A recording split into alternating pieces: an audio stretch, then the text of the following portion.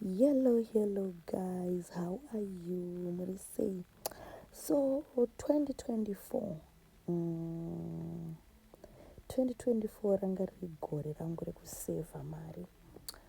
So ndaiti ndiri kusevha mari yangu yekuti nditenge mota, a new car, a nice car, so ndichisevha kudaro then kunana November, mid-November, my wheelchair yakabva yafa zvekutofa zvekuti haigadzirike chaizvo zvekuti panga pakutoda a new one. And I was stressed, ndikatombofunga kuda kuuya pasocial media kuti ndizokumbira and this is not me, handikwanisi kuenda pasocial media inini. So avo vanonzi uncle vangu avo ndivo vanoita zvema-wheelchairs, vanodhila nezvema-wheelchairs. Okay, so back to our story. Then avanonzi uncle taps, pana uncle taps nauncle takawira, vese vavanda zvema-wheelchairs. So back to my story.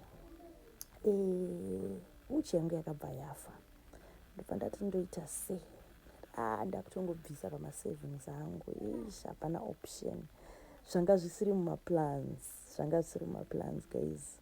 So ndakabva ndatenga that new wheelchair. Look at it, look how beautiful it is. To be honest, zvanga zvisiri mumaplans, but hapana yekutamba because ndiwo makumbo angu. Hapana pana ndicharegedza kutoitenga wheelchair iyoyo. So zvemota this year zvavhara, last year zvakavharana. Gatimboona this year kuti zvinobuda here. I'm very proud of myself, handisi kuda kunyebera guys. I'm very proud of myself. Kashoma kuti munhu ane disability akwanise kuzvitengera wheelchair, zvinenge zvichirema zvakaoma, I don't wanna lie, but ndakakwanisa kuzvitengera wheelchair. I'm very proud.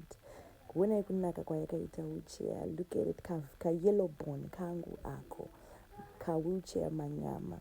So look at my new wheels. Ndauya kuzointroduce my new wheels, makumbo angu. Honai kakanaka, kari very beautiful for a celebrity like me. Takafitana, look at it. So I'm very proud of myself, handidi kunyeberai guys, handidi kunyeberai. Ndiri kunzwa kufara kuti ndakakwanisa kuzvitengera wheelchair.